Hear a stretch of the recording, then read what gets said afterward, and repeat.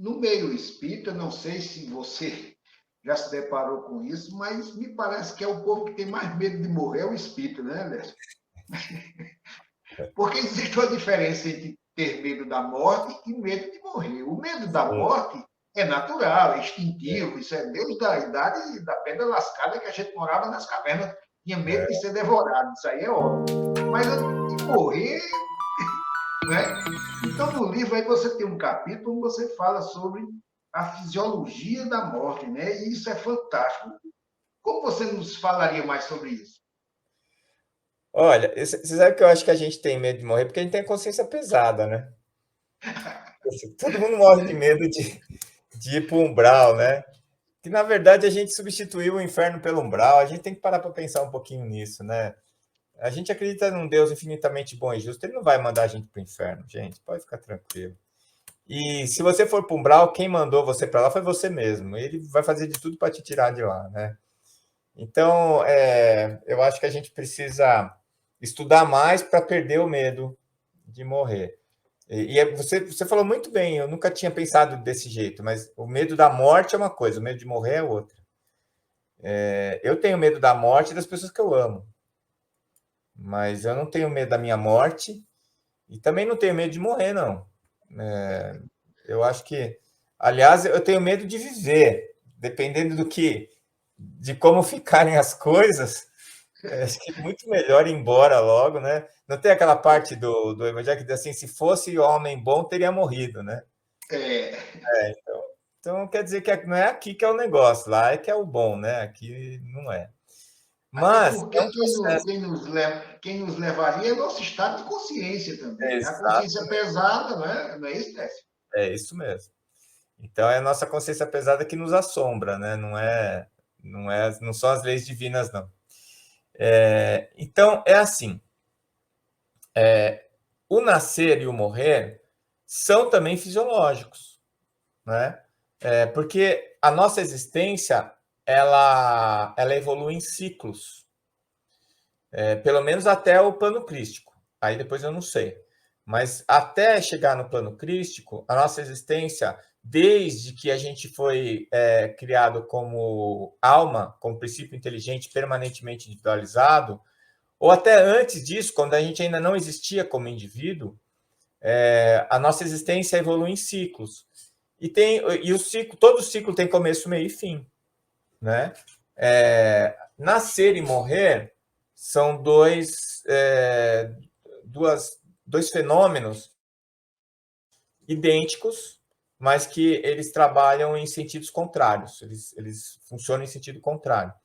Eu achei uma frase que foi atribuída a Confúcio, não sei se ele disse isso alguma vez na vida, mas se não disse, deveria ter dito, que feliz é aquele que quando nasce chora enquanto todos riem, e quando morre ri enquanto todos E choram, né? Então eu acho que esse processo de desencarne ele é muito semelhante ao processo de reencarne. Então o processo é feito parte a parte, célula a célula, molécula a molécula. A organização dessa interface físico-etérica ela vai se dar a partir da alma, com o efeito do perispírito, utilizando o material genético que foi fornecido, né? Então existe um limite dentro das possibilidades. E na hora do desencarne, se for um desencarne fisiológico, esse processo vai se repetir. Por que eu falo reencarne fisiológico? Porque desencarne fisiológico? Porque os desencarnes violentos, os desencarnes por uso de drogas, os desencarnes com outras etiologias que não um processo natural de morte, incluindo as doenças como processo natural de morte, é, é, são fisiológicos. E eles vão acontecer seguindo uma sequência, que normalmente é feita por que eu chamo de parteiro espiritual. Então, quando você está nascendo, precisa de um obstetra, ou uma obstetriz, alguém que vai fazer o parto. E na hora que você está morrendo, também, do lado de lá, com certeza tem um obstetra para receber você lá. E depois que eu entendi isso, eu sempre me esforcei muito para fazer parte dessa equipe quando os meus pacientes iam desencarnar. Algumas vezes eu consegui fazer isso, de estar aqui ajudando no parto, sabe? Foram momentos muito especiais para mim, muito importantes, em que eu percebia e sentia a presença da espiritualidade e me senti muito grato de poder estar lá segurando na mão do meu paciente, ajudando ele a fazer a passagem dele. E o André Luiz, ele traz exemplos fantásticos de desencarne, né? O do Dimas é um deles, né? Em que ele, inclusive, fala do processo de desligamento do perispírito, né? Ele fala da conexão com o quarto ventrículo, que é onde fica o fio de prata e é onde está inserido a nossa alma, né, no nosso sistema nervoso, através da base do quarto ventrículo, que é a fossa romboidal. O André Luiz explica isso para a gente. Então, é muito interessante a gente ler a obra do André e fazer uma correlação com o que a gente vê, né? São 36 anos que eu sou formado médico, eu vi muita gente morrer, né? E a gente acaba entendendo esse processo de uma maneira diferente quando a gente tem as informações que o André Luiz fornece para a gente. É muito rico isso. E, na minha opinião, muda muito a forma como a gente vê a morte e o morrer, né? Isso faz da gente uma pessoa melhor e um médico melhor. Então, é muito importante a gente se importar com isso. Todo mundo que trabalha na área da saúde e que, de alguma maneira, trabalha com pacientes doentes e graves, é importante se debruçar um pouquinho sobre esses livros, sobre esse conteúdo, para entender esse processo. Porque quando você olha, você vê o que está acontecendo, né? Eu, na verdade, estou passando por isso nesse momento, né? O meu pai, ele teve um derrame cerebral extenso e ele está com morte cerebral e ele está lá no hospital, né? Ele não reage mais, ele não abre o olho, ele não tem nenhum tipo de reflexo, mas o coração está batendo, ele está respirando. E a última vez que eu tive com ele foi logo depois desse processo todo, e chegou um momento que eu olhei para lá, para o quarto, para a cama, e não vi mais meu pai. Não era mais meu pai, entende? Eu não sei explicar o que mudou, mas mudou. Eu olhei para lá e foi o momento em que eu realizei o desencarne do meu pai, né? Um momento doloroso. Ainda está doloroso porque o fato do corpo dele estar lá e o coração batendo e ele respirando, é difícil isso, porque a gente não consegue terminar o processo, né? Começar o luto. A gente fica naquela ânsia, né? De será que já aconteceu? Será que não aconteceu? Mas eu tive essa sensação muito forte na quarta-feira à noite, de que a alma dele não estava mais lá, né? Então, o desencarne e eu queria fazer o parto dele, né? Eu queria fazer. Não sei se eu fiz naquela quarta-feira, e se realmente ele já não está mais lá, o espírito dele já desencarnou, ou se ainda vai acontecer, né? Mas eu cheguei a pretensiosamente pedir para a espiritualidade me colocar do lado dele no momento do desligamento, né? Porque é um momento muito especial. É igual a vontade que eu tive de estar ao lado da minha esposa quando os meus filhos nasceram. É a mesma coisa. E a gente tem que parar de ter medo de morrer. A gente tem que ter medo de viver, de fazer coisas erradas, de E sem, comprometer a nossa e vida sem no se mundo. preocupar em melhorar a condição de vida, porque as pessoas reclamam, reclamam e não fazem nada, né, Décio? Isso que É você isso. colocou é muito importante. As pessoas têm que entender que o mesmo valor que tem o nascer, tem o morrer.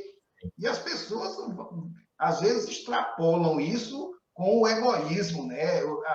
O enfermo está lá doido para se desligar e as pessoas não deixam com suas vibrações, com seus pensamentos. Essa visão que você teve não foi uma percepção médica, foi uma percepção como ser humano, como, não é? Eu passei por uma experiência parecida com meu sogro. Meu sogro desencarnou com 102 anos. Ele era espírita, eu conversava muito com ele. E eu, todos os dias que ia trabalhar, eu passava na casa dele e aplicava um passe, a pedido dele. Olha, Mirinho, quando passar por aqui, me dê um passe. Eu sempre ia. Ele já não enxergava mais por conta de um glaucoma, Mas quando eu chegava, Décio, eu ficava em pé na porta e não dizia nada. Ele sentia a presença de alguém, aí aos poucos ele ria e dizia, é Miriam que está aí. Aí começava a chorar. Aí minha cunhada dizia, papai, por que o senhor está chorando? Ele disse, de alegria, minha filha. Então, quando eu fui aplicar o passe no dia que ele desencarnou, foi um domingo, eu fui com minha esposa, e elas ficaram sentadas na sala, e eu fui no quarto aplicar o passe dele. Quando eu entrei no quarto, eu tive a percepção de estar num centro cirúrgico, e eu não sou médico. Aí eu, opa, tem alguma coisa aqui que eu estou me intrometendo. Então, a minha intuição falou, estamos desligando. Aí eu, então, meus irmãos, tome fluido aí, usem ectoplasma, que vocês precisarem de mim para meu irmão. E fiquei lá um tempo suficiente, saí, e à tardinha ele desencarnou. Mas é uma sensação gostosa, é uma Sim, coisa, não é? Não é é, uma coisa que a gente também tem que aprender isso. Claro, dói, a gente vai sentir a falta, mas é a vida e é esse o nosso caminho, ir e vir. É, quando a gente nasce aqui, morreu lá, né? E quando a gente morre aqui, nasceu para lá. nasceu lá. Seria isso. Você Então, falou uma coisa muito importante, Admiro, é que hum, essa coisa que parece errado quando a gente fala, mas é gostoso estar ao lado de alguém que está desencarnando sereno. isso. Quando está em pânico, não. Mas quando ele atingiu a fase de aceitação, a doutora Elizabeth Kubler-Ross, ela estabeleceu as fases da morte, né? E a quinta fase é a aceitação. Quando alguém atinge essa fase, é muito prazeroso estar ao lado dessa pessoa. Porque ela começa a ver o mundo de uma maneira completamente diferente. Ela vira um oráculo, né? O que você pergunta, parece que ela consegue entender tudo que está acontecendo, porque ela para de ver essa ilusão que a gente vive, né? De, como Isso. você disse, em vez de ganhar mais dinheiro para viver melhor, né? Tanto faz o dinheiro. Não tem nada de errado de buscar ganhar dinheiro, nem de ter coisas bonitas, não é isso. Mas isso não pode ser o carro-chefe da sua vida. O teu carro-chefe tem que ser você se sentir bem. Então, quando essas pessoas atingem esse nível, é muito bom estar perto delas. É muito bom. E essa sensação, quando a gente estuda a experiência de quase morte, a gente vê que morrer não é ruim. Tanto que todos que passaram pela experiência não queriam voltar. Né? Exatamente. E tem outro detalhe que a literatura espírita nos diz isso há muito tempo: a morte não dói. Não é? Por trágica que ela seja. As pessoas imaginam, fulano foi atropelado, um caminhão passou por cima, mas ele não sentiu nada. Não é? Foi horrível a forma, mas a morte em si, não é, Décio? Sim. Ela não, porque tudo passa pelo cérebro, a informação, não deu tempo de chegar a informação lá. Seria assim? É mais ou menos isso. Isso, e ainda a gente tem relatos de alguns casos em que os espíritos tiram a alma do corpo antes, né? Quando há merecimento. Antes. Então, esse processo da morte, né? A fisiologia da morte, também é outra coisa que a gente tem bastante informação que vem do espiritismo, mas a medicina vai trazer muita informação ainda sobre isso para a gente entender melhor. Tem alguns grupos que estudam isso, né? E a experiência de quase morte trouxe uma luz muito grande sobre isso, sobre esse assunto.